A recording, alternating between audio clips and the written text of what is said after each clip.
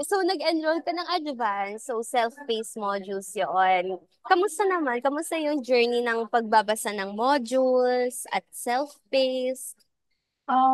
Medyo struggle po kasi ako kasi may kids. Paggabi lang ako nag-aaral. Pero madali naman siyang intindihin actually, yung modules. Tapos, nakatulong din nun kasi may Discord pa nun eh. Oh, yes. Pag hindi ko maintindihan, nagtatanong lang po ako sa Discord and mababait naman yung coaches tsaka po yung mga ASBA mates. Sasagutin nila yung mga tanong mo.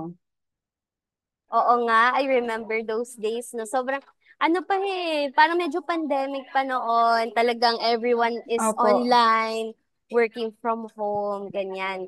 So, I want to know then also, Shemi, no, that those days, kasi di ba, you're in a very difficult situation, di ba, the business, the debts, yung pag-handle pa with kids. How did you find focus on studying those modules na wala kang ka-background? Siguro ano lang po, parang ako din yung nagpo-push sa sarili ko.